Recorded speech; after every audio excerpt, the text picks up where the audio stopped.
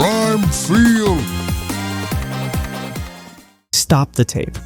Because for the first time in the weeks, UConn looked human. Yes, the Huskies are still undefeated. Yes, they're still number one.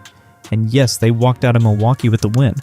But that first quarter, that 4-minute scoring drought, the rebounding gap, the heavy minutes for Azzi Fudd, that wasn't dominance. That was a warning.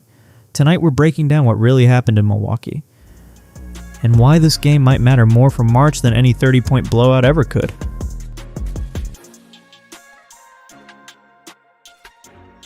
Let's start with the numbers. UConn, the numbers of one offensive team in America, averaging 90 points per game and shooting over 53% on the season, opened this game 5 of 17 from the field.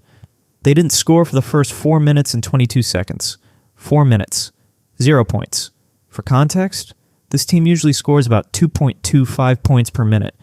That means they essentially forfeited 9 to 10 expected points before the game even settled in. They finished the first quarter with just 13 points, their lowest first quarter output of the season, and led only 13 to 10. That's not just cold shooting, that's rhythm disruption. Marquette denied the interior passing lanes, they clogged space, they forced perimeter shots, and at one point, they held a 6-2 shot attempt advantage. Translation?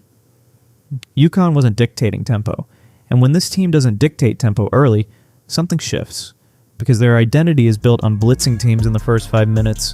In Milwaukee, they got punched first.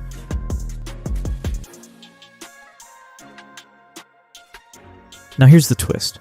UConn still forced 22 turnovers. They still scored 28 points off those turnovers.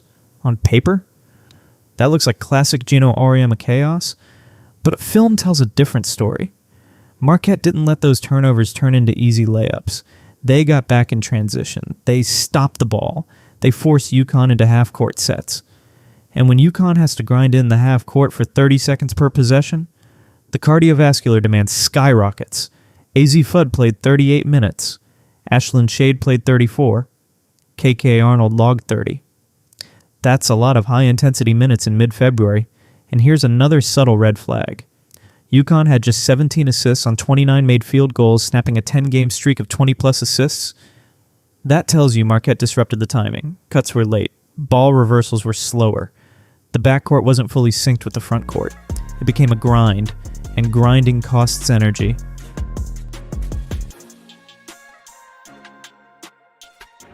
Let's be clear, Azzi Fudd was brilliant. 25 points, 17 in the first half, 5 of 8 from 3, 38 minutes on the floor. She prevented this game from tilting. But here's the bigger question. Why did she have to? The bench scored just 6 points.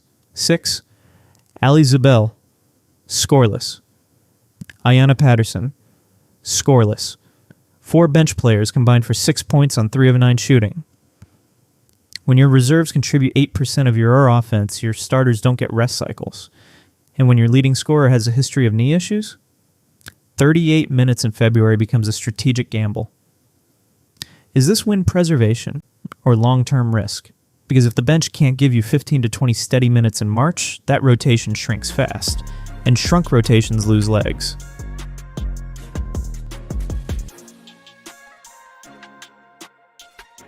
Here's the stat that should make every UConn fan pause. Rebounding, Marquette 42, UConn 29. That's a minus 13 margin. 14 offensive rebounds allowed. 14 extra possessions.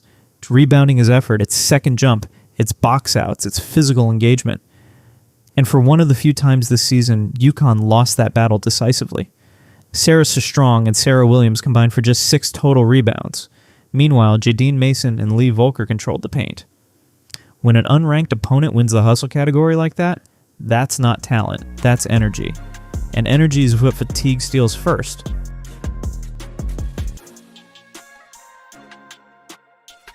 Now let's talk about the ceiling, because it's still the highest in the country. Sarah Strong exploded for 15 points in the third quarter, 6 of 7 from the field, mid-range control, post-positioning, inside-out execution. But here's the twist. UConn only outscored Marquette 21-20 in that quarter. Your star scores 15 in 10 minutes, and you gain 1 point. That's volatility. It means the defense didn't string stops together. It means the rebounding didn't clean up possessions. It means the kill shot runs weren't there. And Strong was reportedly playing a little under the weather. So now you're asking a sick freshman to rescue a game in February? That's not the usual script.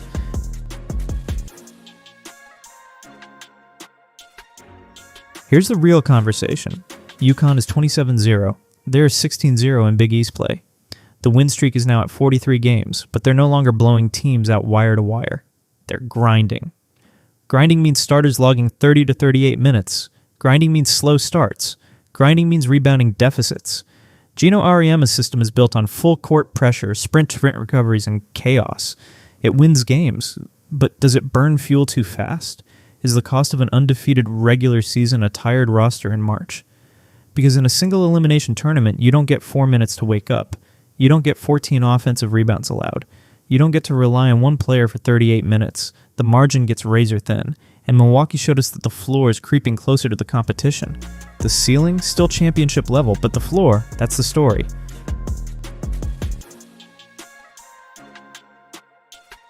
So here's the question for you.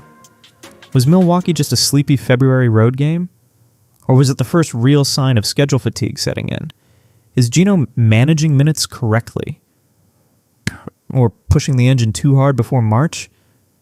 Drop your take in the comments, because if this game is a diagnostic test, what grade are you giving UConn? And more importantly, what does it mean when the number one team in the country starts looking mortal? We'll be watching. This is Prime Field. Prime Field.